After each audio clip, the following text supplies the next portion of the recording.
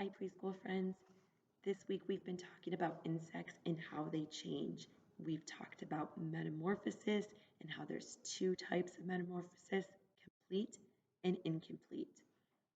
And even though there's two different types, something that they both have in common is that each of the insects has to go through a process called molting.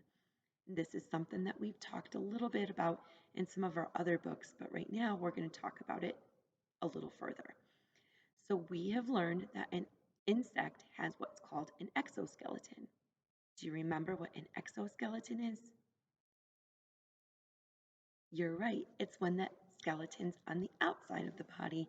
So our skeleton is on the inside of our body, and an insect has theirs on the outside. So as an insect grows and gets bigger, they get too big for their exoskeleton and they have to leave it behind or molt. So once they molt, they climb out of that exoskeleton, and then their body hardens into a new one. So I'm going to show you some examples of exoskeletons. The first one is a monarch caterpillar, and you can see its exoskeleton being left behind. So he got so big, this this one got too tight or too small, and he crawled right out of it, and then his body will get a hard protective layer on the outside, which will be the new exoskeleton. And this is something that happens as they grow. So in our story, The Very Hungry Caterpillar, when the caterpillar was eating all of that food and growing and getting bigger, he would have been molting and leaving those exoskeletons behind.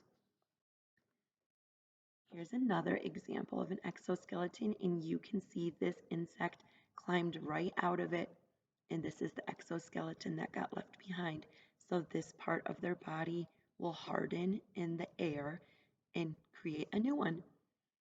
So insects have to go through several moltings before they reach their adult stage. So like a caterpillar goes through 7 or 8 moltings before they're big enough, and others might go through even more.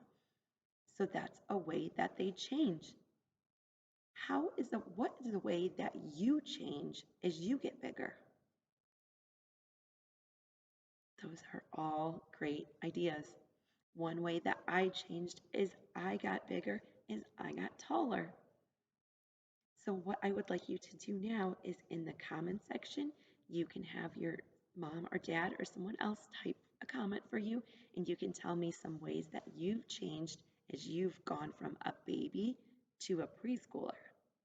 Or you can draw me a picture. I can't wait to see how you've changed, and we're going to learn more about insects as we move through this week. I can't wait to learn more about how they change with you. See you next time.